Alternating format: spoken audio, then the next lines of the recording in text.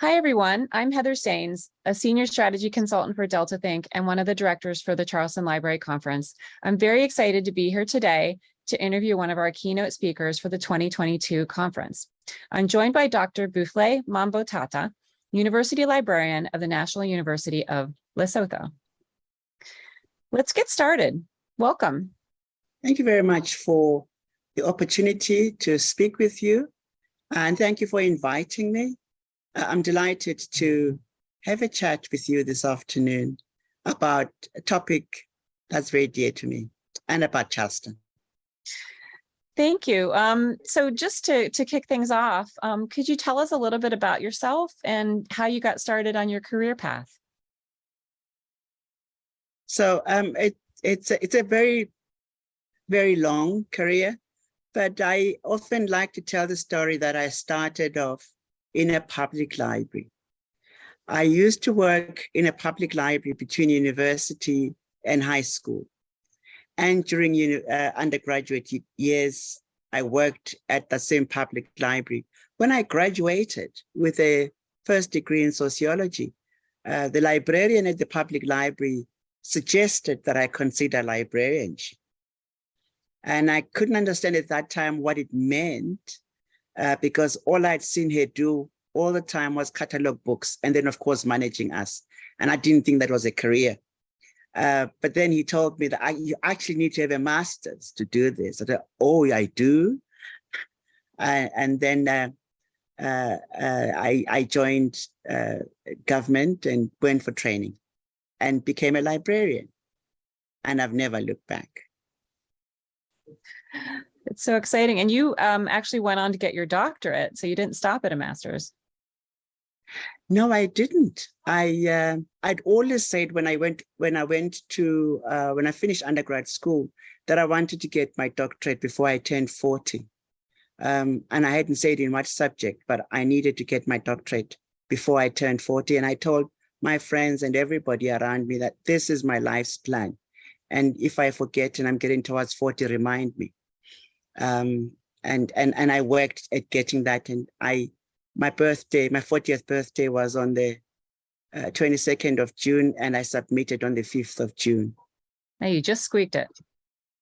I just squeaked it, but I made my target of finishing my doctorate before I turned 40.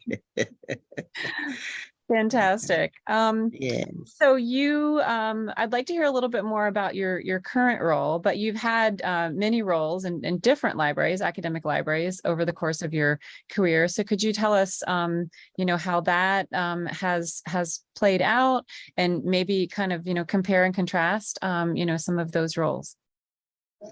And so while the journey started in the public library sector, I've spent all of my career in academic libraries.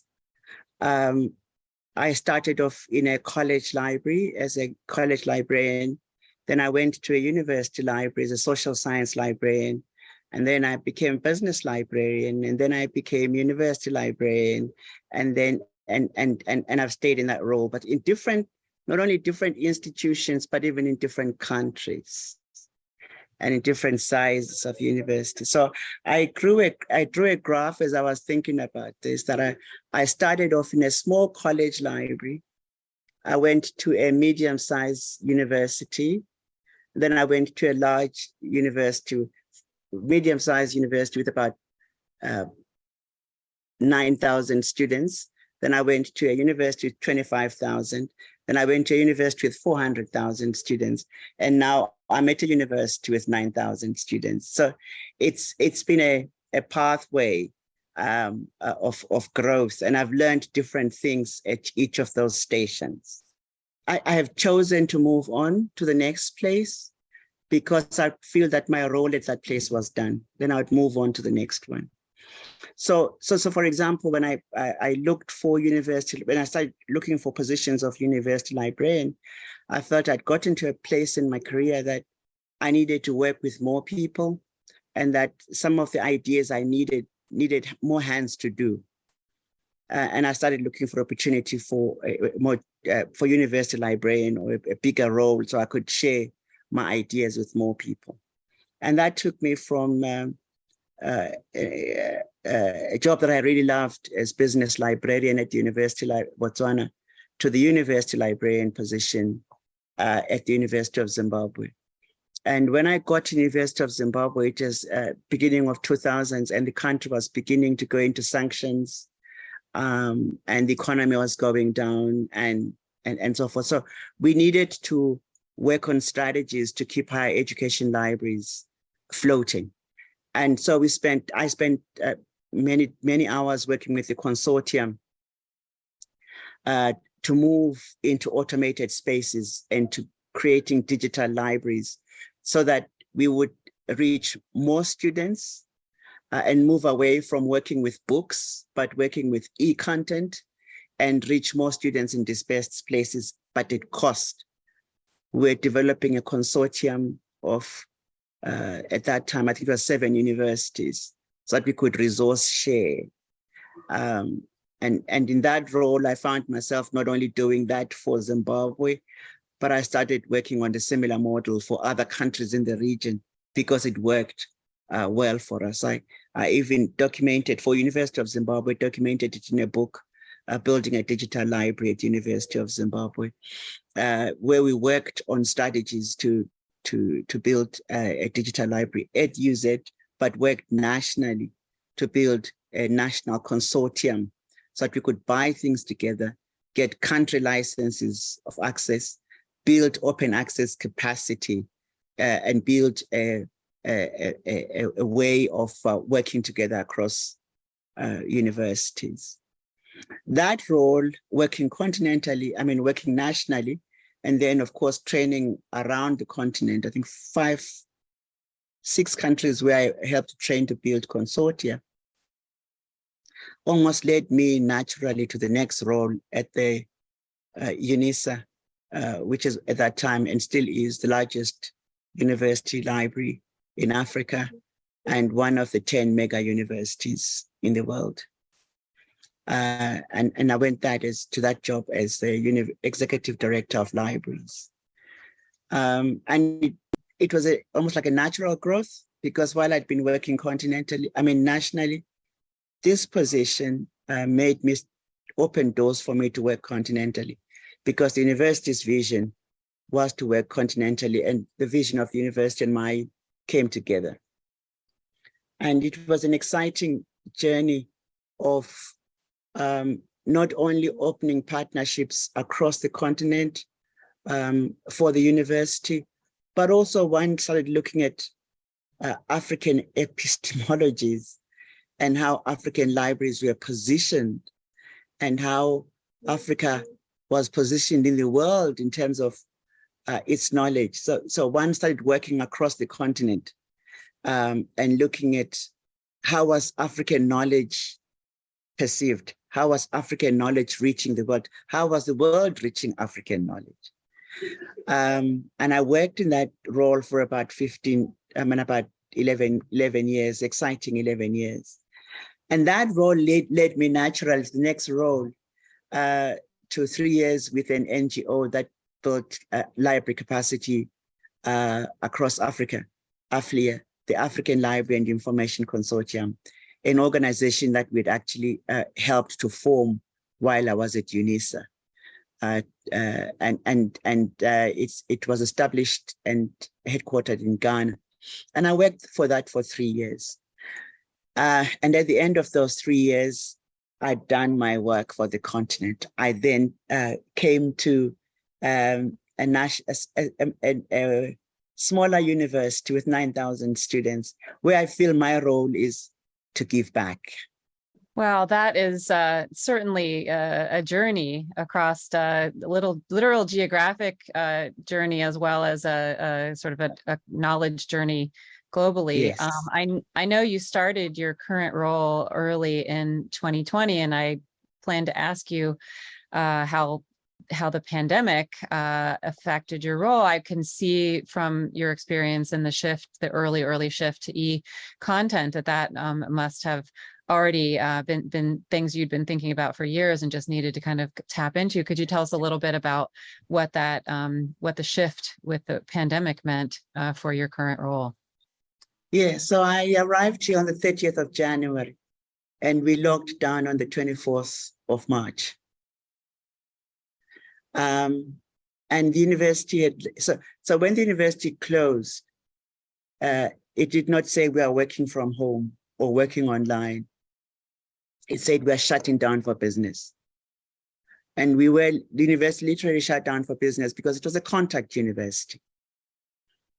But after 2 months, that turned to be 3 months, that turned to be 4 months.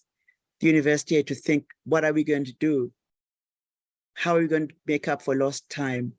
And while it had a rudimentary infrastructure for teaching and learning, it really wasn't ready for 9,000 students, but it's all that we had. And for the library, for me, the question was, but what's the question? This is how you deliver information. I know no other way. So when you are ready to teach online, I'm ready with content. And the university had been subscribing to some ebooks and some e-journals. We didn't have ebooks then, some e-journals. But the staff of the library was like all libraries, waiting for students to come to the library. So even if we were offering students e-journals, we were in a mode where students came to ask for our help. And so we had to go through a series of training of shifting the thinking of our staff, that the students won't come to you, you now have to go to them, and to take faculty teams thinking that way. So the work we'd been doing at UNISA, we now had to do at the National University at Lesotho. We go to where the students are. They don't come to us.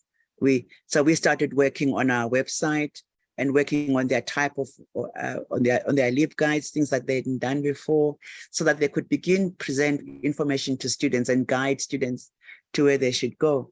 So for example, students needed to come to the library to be registered for remote access.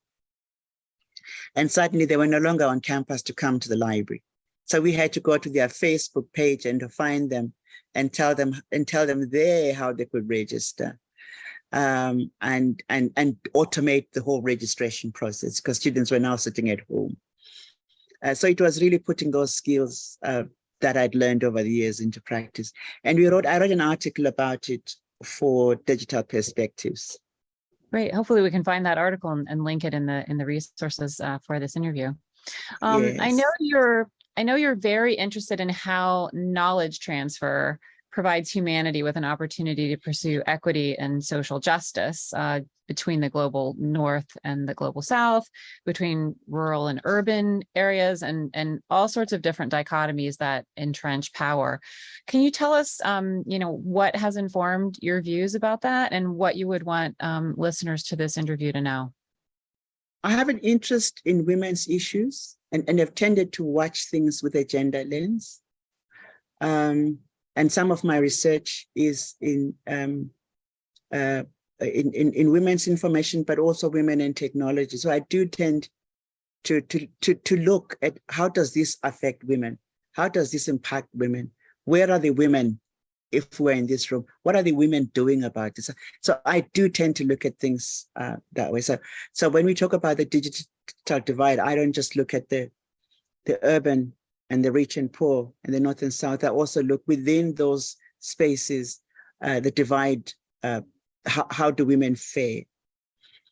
But secondly, I also do look in the same way about power relations around North and South, power relations around Black and white, power relations against rich and poor, and probably my sociology background speaks to that, or helps me to think that way. And so when we dissecting an issue or discussing an issue, I often ask, but whose voice is this? So where are the voice of the poorer? Where are the voices of the less endowed? Where are the voices of the minority? And because I've had opportunity to work internationally with several international organizations, And often the Africans will be in the minority. I would take it upon myself to speak on behalf of Africa, or to present the African voice on the issue, because I think the universe has given me an opportunity to be there, and therefore I needed to represent the others who are not able to be at the table. And the same goes for women, that they are not at the table, and somebody who's there should speak on their voices. And so when I look at studies on research that will say African research is only 2% of the world's research, and African knowledge is only 4% of the world's knowledge, that concerns me, because Africa is 17% of the world's population. And that to me looks like an underrepresentation. And so I would then look for mechanisms that would say that needs to be corrected. How can we ensure that we bring Africa's knowledge into public spaces, firstly, but how do we also bring it into digital spaces so that we see a shift in that 4% to a percentage that kind of represents Africa's population, which is 17% of the world's population. Are you optimistic about a future where the different stakeholder groups with their various degrees of representation, can collaborate more effectively with each other? I'm an optimist because I believe that if we can sit around the table, we can find a solution. And if we can find a way of listening to each other, we can find a solution. There isn't a single solution that will fit everybody. So, for example, when OERs were first introduced, we were all excited about them, but then we ended up with a situation where Africa was reduced to a net consumer of OERs and not a net contributor. And that doesn't speak to equity, because still then it's one group consuming others' knowledge, but not sharing their knowledge. And when open access was introduced really as a game changer in accessing information, the costs related to page fees, the infrastructure for playback becomes an issue. And so when those solutions are suggested that look like they will solve a problem, but other problems occur, I think if we sit around a table, we can find each other. But there's got to be commitment from both the disadvantaged to speak out, suggest solution, but also for the privileged to stop and listen and find solutions that work for all of humanity, because the privileged are not the only ones that are humanity, even the less privileged. And so we need to find a way and build bridges so that those who know but don't have resources to broadcast what they know are given an opportunity to broadcast what they know. And it could be that the solutions to a world's problem lie in the less privileged. I give an example of Omicron. Omicron was identified in Botswana. Botswana is a small country in Southern Africa with less than 2 million people, around about 2 million people. And if Botswana had not been on that platform where it could share what it found, the world would have been wondering why so many people are dying in a third wave without knowing what new virus had come into this space. So that a small country identified Omicron. And suddenly the whole world got to know also this is what has been ailing us in this wave. And so small countries have something to contribute. Poorer people have knowledge to contribute. Less advantaged people have knowledge to contribute, but we've got to listen to each other. Thanks for sharing that Omicron example. I think I had heard part of that story, but certainly not the whole thing. So I'm going to look into that a little bit further. I want to ask you, probably many young professionals come to you to find out about your background, maybe get suggestions on how they could move forward in the librarian space today. What advice do you tend to give them? So I tend to say to them, firstly, they must be patient with themselves because it takes time to absorb things. But also then they must also be willing to volunteer their time, invest in themselves, invest materially, but time-wise in themselves, in their education, in formal and informal education. Thirdly, a humility to learn. And fourthly, must be willing to catch the baton. I always believe strongly that it is not only about the leaders handing over the baton to the next person. A successful race happens when the baton is well received. And so I say to younger librarians or new professionals, learn, practice how to catch the baton. I also say that find a mentor, somebody who will speak into your life, somebody who will criticize you, somebody to whom you'll be vulnerable, for them to speak and criticize you and help you to grow and help you to develop stamina on the inside so that you can then face the world on the outside. Because if nobody speaks truth to you, you don't grow on the inside. And so it's important to find a mentor who will speak truth to you and help you to grow on the inside. Just a quick follow-up on the mentor question, because it's something that's very dear to me as well.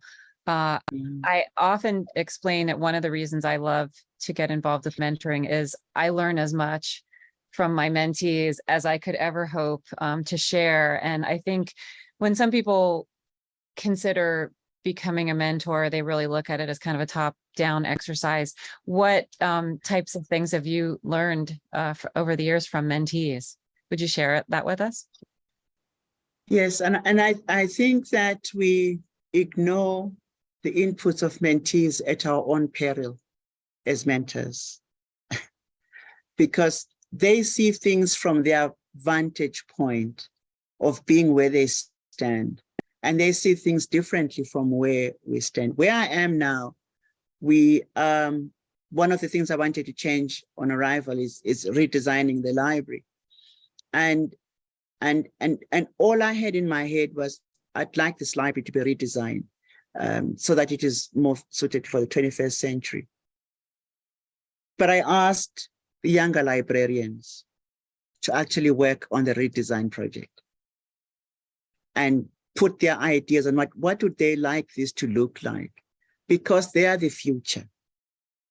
I will not be here in 50 years' time, but they'll probably be university librarian in 20 years' time. And what sort of library would they like to work in? So I've learned a lot in terms of how they bring their fresh ideas, how they see the world. And I see my role is perhaps guiding their energy. But I like you to learn and gain insights, because there are things that they know that I don't know. Well, thank you for sharing that. One final question. We're recording this about 3 weeks before the conference. What are you most looking forward to at participating in the conference this year? So this will be my second participation at Charleston. Last year was virtual. And what I really look forward to is hearing from colleagues about discussions around knowledge in a post-COVID era.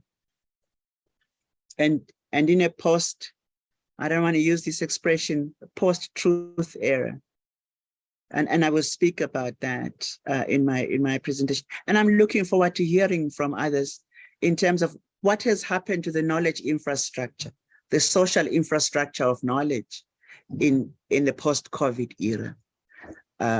What has happened to the infrastructure of knowledge, and both the physical infrastructure and the social infrastructure, the technological infrastructure, that makes knowledge so relative and truth so relative. And how should we be negotiating those spaces so that we can move people to and give people tools that help them to say, if you do A, B, C, D, then you'll know whether what you are holding is true or not. And I think we hold a vantage position as knowledge workers to negotiate that space. And I'm hoping that conversations will help at Charleston, will help us to find an infrastructure, to define an infrastructure for knowledge transmission in post-truth world. Well, thank you so much. I'm looking forward to your keynote at the conference this year. It's been my absolute pleasure to be able to interview you today, and we look forward to continuing the conversation soon. Thank you. Thank you for the opportunity. I look forward to meeting with you soon too. Thank you.